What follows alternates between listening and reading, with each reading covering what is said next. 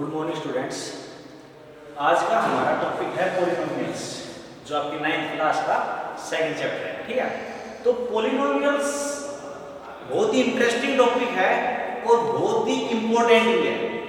ये जो polynomial chapter है, ये आने वाली जो अपग्रेड क्लासें होंगी उनमें आपका बहुत ही यूजफुल है, बहुत ही ज्यादा इसका यूज है, बल्कि इनके जो पार्ट्स है उनके भी खुद के चैप्टर्स बनेंगे। ठीक है, तो कोशिश करो कि आप अभी से इसका बेस अच्छा बनाओ और एटलीस्ट 30% तक का बेस जो अपग्रेड क्लासों में मिली आप 9th क्लास में इसको पढ़ा सकते हो। ठीक है, तो अच्छे से समझने की कोशिश करो इसको। ठीक है, तो पॉलिनोमियल्स समझने से पहले हम दो तीन चीजों को समझते हैं। ठीक है, सबसे पहली चीज आती है कांस्टेंट। पहली चीज क्या है? कांस्टेंट। कांस्टेंट क्या होता है? कांस्टेंट होता है कि फिक्स्ड वैल्यू, ऐसा एलिमेंट जिसकी वैल्यू चेंज ना हो, उसके जो फिक्स है उसका हम क्या बोलते हैं? कांस्टेंट। तो ये क्या होती है? फिक्स्ड वैल्यू होती है। ठीक है, और ये जो फिक्स्ड वैल्यू है वो क्या रहेगी? Belong to real number. ये कहां बिलोंग करेगी? रियल नंबर में बिलोंग करेगी। तो कांस्टेंट से आप क्या समझे? ऐसा एलिमेंट या ऐसा कोई नंबर जिसकी वैल्यू क्या हो? फिक्स हो, वो बदले ना according to condition, according to question, according to situation, same वही वैल्यू रहे, उसको हम क्या बोलते हैं? कांस्टेंट बोलते हैं। जैसे आपके पास हो गया 2, 5, -3, -4/3। तो ये सारी चीजें क्या है? आपके पास फिक्स है ना भाई। 2 की वैल्यू आप चाहे किसी भी क्वेश्चन में रख लो, क्वेश्चन नंबर 2 में रख लो, क्वेश्चन नंबर 5 में रख लो, क्वेश्चन नंबर 9 में रख लो, 2 की वैल्यू तो 2 ही रहनी है। तो ये जो वैल्यूज है ये क्या रहेगी? कांस्टेंट। और ये सभी चीज किसमें बिलोंग कर रही है? रियल नंबर में बिलोंग कर रही है ना। तो कांस्टेंट आया समझ में? फर्स्ट चीज क्या है? कांस्टेंट। कांस्टेंट क्या रहेगी? फिक्स्ड वैल्यू, जो कंडीशन के हिसाब से चेंज ना हो, जिनका खुद का फिक्स वैल्यू हो, जिनकी खुद की कोई लिमिट है, मतलब जो इनका खुद का वैल्यू है वही रहेगा, इस आइडेंटिकल वैल्यू है। सेकंड है आपके पास वेरिएबल। वेरिएबल क्या होता है? जो एलिमेंट की वैल्यू वेरी करे, मतलब फिक्स ना हो, कंडीशन टू कंडीशन वेरी करे, सिचुएशन टू सिचुएशन वेरी करे, हर क्वेश्चन के साथ चेंज होती है, उनको आप क्या बोलते हैं? वेरिएबल बोलते हैं। जैसे कि भाई x है, आपने x देखा होगा, x की किसी क्वेश्चन में वैल्यू कुछ आ रही है, जैसे किसी में 3 आ गई, तो किसी में उसकी 6 आ रही है, किसी में उसकी 2 आ रही है, किसी में उसकी -3 आ रही है। समझ रहे ना? तो मतलब ये कोई फिक्स वैल्यू नहीं है कि x की क्वेश्चन में सेम वैल्यू आएगी। तो ये क्या कर रहा है? क्वेश्चन टू क्वेश्चन वेरी कर रही है, इसका जो वैल्यू है वो सिचुएशन पे डिपेंड कर रही है। तो मतलब ये कांस्टेंट नहीं है, इनकी कोई फिक्स वैल्यू नहीं है। तो वेरिएबल क्या रहता है? ऐसे एलिमेंट जिनकी वैल्यू फिक्स नहीं है। तो जैसे x हो गया, y हो गया, z हो गया, मतलब ऐसे जो एलिमेंट्स आए उनको आप क्या बोलते हैं? वेरिएबल, जिनकी वैल्यू फिक्स ना हो, जो क्वेश्चन के ऊपर डिपेंड करे, सिचुएशन के ऊपर डिपेंड करे उनका मान। ठीक है, तो कांस्टेंट समझ में आया, वेरिएबल समझ में आया। अब हम बात करते हैं टर्म्स की। किसकी? टर्म्स की। तो थर्ड चीज हमारे पास आ गई टर्म। टर्म क्या होता है? जब कांस्टेंट और वेरिएबल एक साथ आ जाए, कांस्टेंट और वेरिएबल एक साथ आ जाए, मतलब इसको हम लिख सकते हैं constant into variable. Constant into variable मतलब कांस्टेंट उसके बाद वेरिएबल। जैसे कि आपने कांस्टेंट ले लिया 2, कांस्टेंट है 2 और x क्या है आपके पास? वेरिएबल। तो ये जो 2x बन के आया है ना, ये टर्म बन के आई है। क्या बन के आई है? टर्म। तो कांस्टेंट, वेरिएबल, टर्म, ऐसे और भी कुछ हो सकता है। जैसे आपने ले लिया -3y, कुछ और ले लो -6z या कुछ भी ऐसे, जो ये सभी क्या है? एक टर्म बन के आई है। समझ में आया? तो कांस्टेंट था, वेरिएबल था, कांस्टेंट था, वेरिएबल था। तो ये सब चीजें क्या होती है? जब कांस्टेंट और वेरिएबल साथ आए तो क्या होता है? टर्म बन के आती है। ठीक है, इसके बाद आती है कोफिशिएंट। क्या आता है? कोफिशिएंट। हमें पता होना चाहिए इन सभी चीजों का। कोफिशिएंट क्या होता है? जो टर्म है ना, जैसे आपके पास 2x हमने टर्म देखी, भाई 2x टर्म थी, उसका जो कांस्टेंट रहता है, जो वेरिएबल के आगे मल्टीप्लाई है, वो जो वैल्यू होगी वो कोफिशिएंट होती है उसकी। जैसे इसमें बोलते हैं what is the coefficient of x, what is the coefficient of x, तो क्या रहेगा? x के साथ मल्टीप्लाई क्या है 2, तो कोफिशिएंट क्या हो गया इसका 2। जैसे मैं और एक टर्म दे दूं, एक टर्म मैंने दे दी 4x स्क्वायर, क्या दे दी 4x स्क्वायर। ये पूछ लेगा what is the coefficient of x square, तो कोफिशिएंट ऑफ x स्क्वायर क्या है, मतलब मैंने क्या देखना है x स्क्वायर के आगे मल्टीप्लाई क्या है 4 है, तो इसका कोफिशिएंट क्या हो गया 4। और एक टर्म लेते हैं, मैंने ले लिया क्या -3x, चलो ये ले लो -3x ले लिया, इसमें x का कोफिशिएंट क्या है, जो x के साथ मल्टीप्लाई है, x के साथ मल्टीप्लाई क्या है -3, तो इसमें क्या हो गया कोफिशिएंट -3।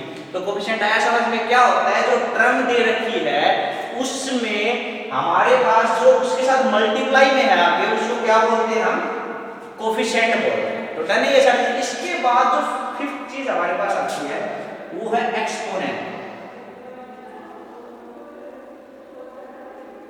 एक्सपोनेंट क्या होता है, आपने प्रीवियस जो आपके पास चैप्टर था उसमें पढ़ा है। एक्सपोनेंट क्या होती है, पावर ऑफ वेरिएबल, क्या होती है पावर ऑफ वेरिएबल, ठीक है। ये आपके पास क्या रहेगी एक्सपोनेंट रहेगी इसमें। तो जैसे कि आपके पास हो गया x स्क्वायर, ठीक है, x क्यूब, x5, y3, कुछ भी हो सकता है, इनको हम क्या बोलते हैं एक्सपोनेंट्स, ठीक है। अब एक्सपोनेंट की एक कंडीशन है पॉलिनोमियल। क्या कंडीशन है कि जो ये पावर रहेगी ना, ये पावर नॉन नेगेटिव इंटीजर में रहेगी। कहां रहेगी, non negative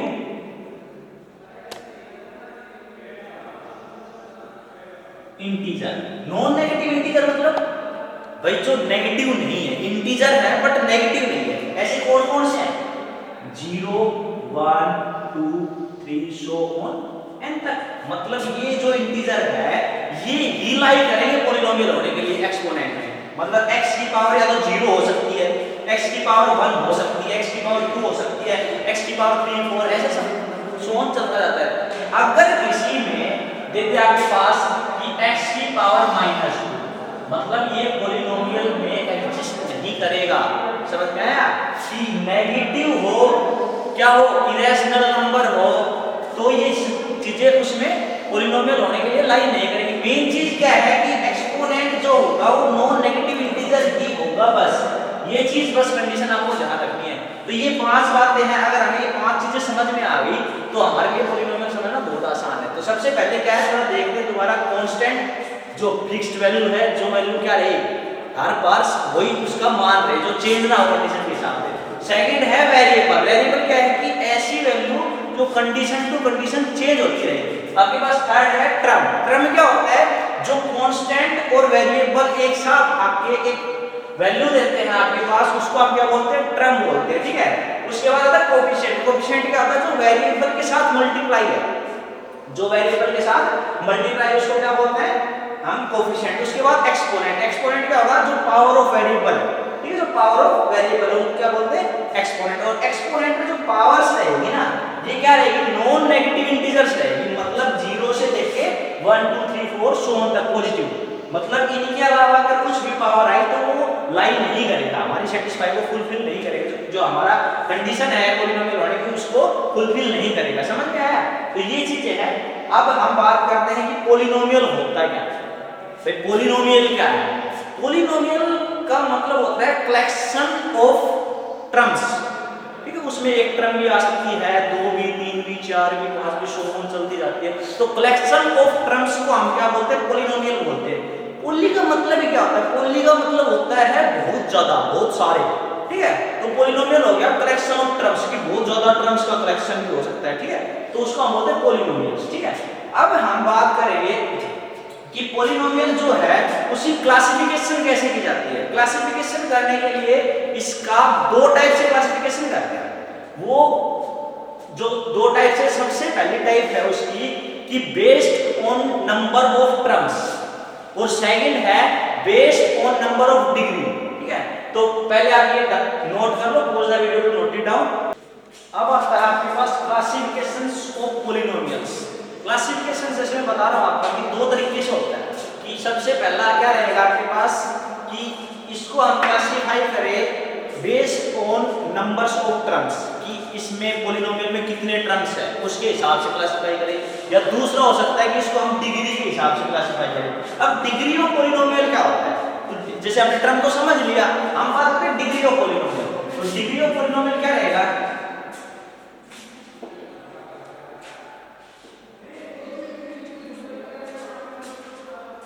degree of polynomial रहता है कि जो मैक्सिमम नंबर ऑफ पावर है वेरिएबल उस पॉलिनोमियल में, वो रहती है डिग्री ऑफ पॉलिनोमियल। जैसे मैंने एक पॉलिनोमियल लिखा 2x³ + 3x² + 9, ठीक है, ये आपके पास एक पॉलिनोमियल है, इसमें maximum number of power variable कितनी है, 3। तो जो ये 3 है ये इसकी डिग्री हो गई इस पॉलिनोमियल की। तो आया समझ, डिग्री ऑफ पॉलिनोमियल क्या रहेगा, मैक्सिमम नंबर ऑफ पावर किसकी, वेरिएबल की। तो ये क्या रहेगी, डिग्री ऑफ पॉलिनोमियल। अब हम बात करते हैं क्लासिफिकेशंस की। तो पहला आपके पास आता है, पहला क्लासिफिकेशन है on the basis of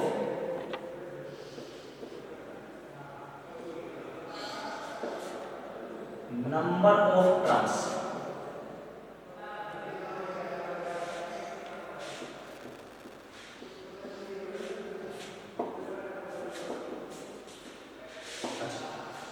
number of terms का मतलब क्या है कि भाई कितने टर्म्स, टर्म्स को आपको समझ में आया कि एक कांस्टेंट और वेरिएबल मिलके जो चीज बनाता है ना, जो वैल्यू बनाता है, उसको हम टर्म्स बोलते हैं। अब ये कहता है कि कितने नंबर की कितनी टर्म्स आए उस वेरिएबल उस पॉलिनोमियल में कि हम उसको क्लासिफाई कर सके। अगर मैं बात करूं कि उसके अंदर एक टर्म आती है, कितनी आ रही है, एक टर्म आती है, तो उसको हम बोलते हैं मोनोमियल। क्या बोलते हैं, मोनोमियल,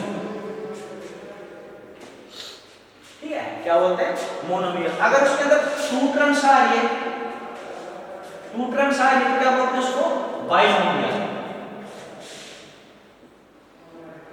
क्या बोलते हैं, बाइनोमियल। अगर ऐसे उसके अंदर 3 टर्म्स आ रही है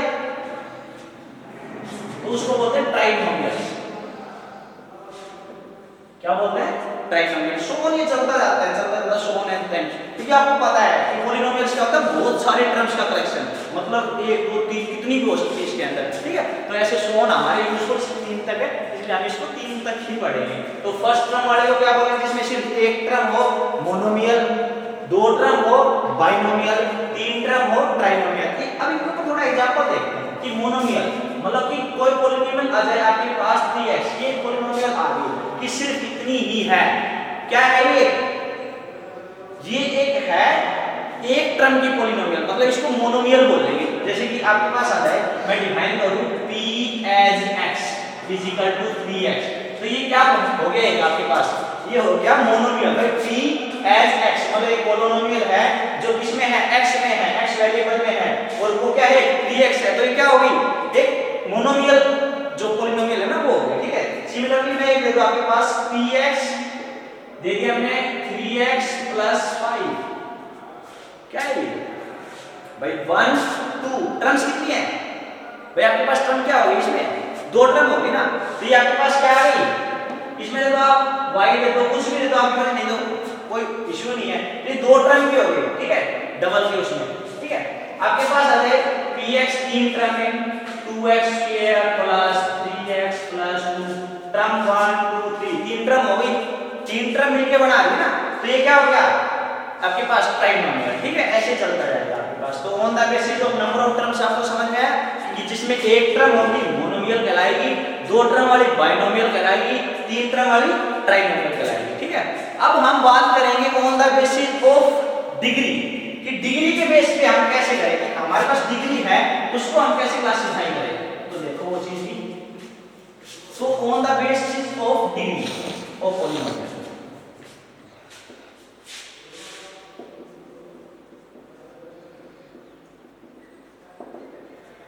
तो डिग्री ऑफ पॉलिनोमियल का मतलब कि सबसे पहले डिग्री 0 क्या हो, डिग्री 0, कि हमारे पास फर्स्ट केस क्या है कि 0 डिग्री है, डिग्री क्या है 0, मतलब भाई मेरे पास हो गया कि 2 × x⁴, समझ में आया? भाई ये था वेरिएबल, वेरिएबल की पावर क्या है? 0। मैंने क्या कहा है? डिग्री 0 हो।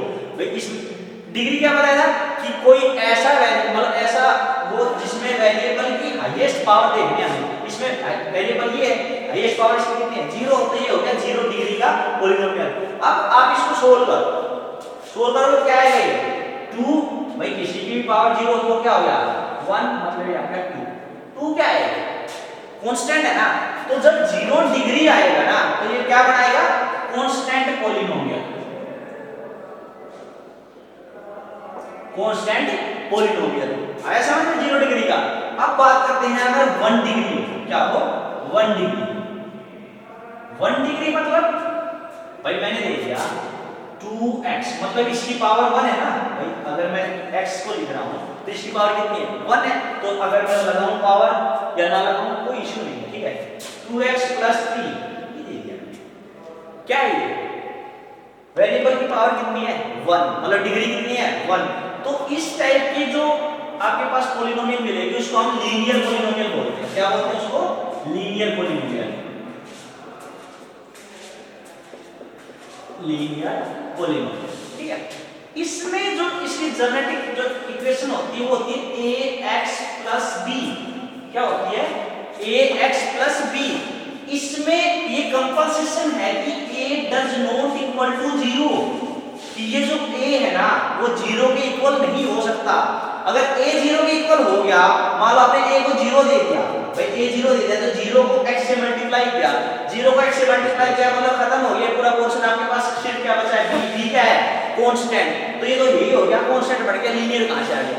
तो मेन चीज क्या? हां b 0 हो सकता है, b 0 हो सकता है, मतलब यहां पे b कैन बिलोंग टू 0 की b 0 हो सकता है लेकिन a 0 नहीं होगा, ठीक है। ऐसे थर्ड केस आपके पास जिसकी 2 डिग्री हो, 2 डिग्री मतलब भाई आपके पास ऐसा हो ax², मतलब जो वेरिएबल उसकी पावर कितनी मिले? 2 मिले, प्लस bx + c। इस टाइप की कंडीशन मिलेगी। इसकी जनरल फॉर्म ये है ax² + bx + c। इसको हम बोलते हैं क्वाड्रेटिक। क्या बोलते हैं?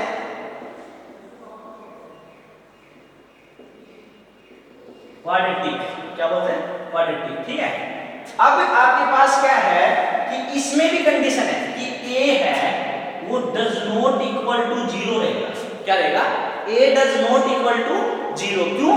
क्योंकि वही कंडीशन है, अगर a 0 हो गया तो ये पूरा पोर्शन 0 हो जाएगा।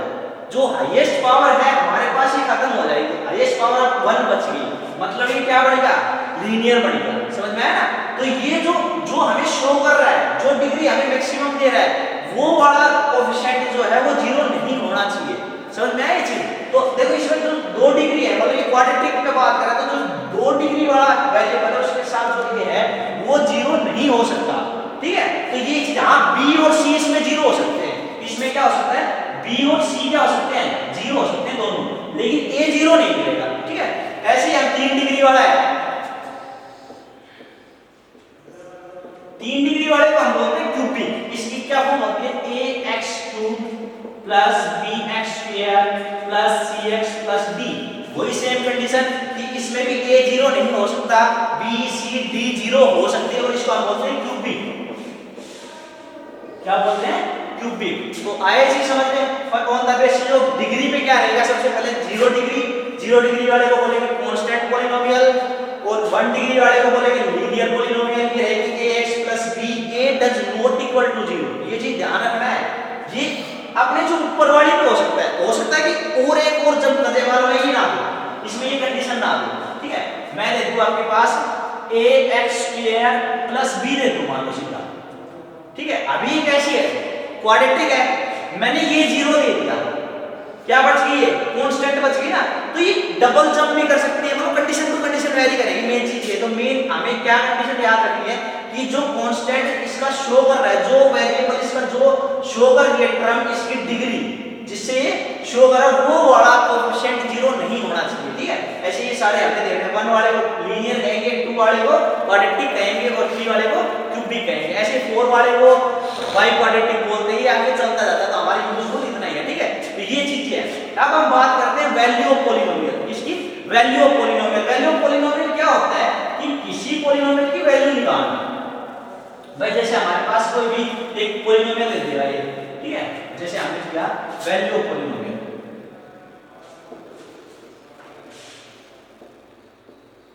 अब आपकी value of polynomial, value of polynomial क्या रहेगी कि हमारे पास जैसे कोई दे दे p एज x, जैसे कोई पॉलिनोमियल दे दी 3x + 4, ये कहेगा कि भाई इसकी वैल्यू निकालो, ये पॉसिबल नहीं है। क्यों? क्योंकि इसने हमें कोई पॉइंट नहीं दिया है कि हम किस पॉइंट पे इसकी वैल्यू निकालें। तो अगर आपसे कोई इस तरह का क्वेश्चन दे दे कि p एज x = 3x + 4, इसको आप एक वैल्यू ऑफ पॉलिनोमियल निकालो, तो हम नहीं निकाल सकते, हम कहेंगे कि ये क्वेश्चन अभी पूरा नहीं है। अब इसको एक पॉइंट देना जरूरी है कि किस पॉइंट पे हम निकालें। तो हमको इसने दे दिया कि एट x = 1 पे निकाल। अब ये क्वेश्चन पूरा हो गया। इसने दे दिया कि पॉइंट क्या है, एट x = 0 पे निकालना है। मतलब हमें क्या करना है, x की जगह पे 1 पुट कर देना है। क्या कर देना है?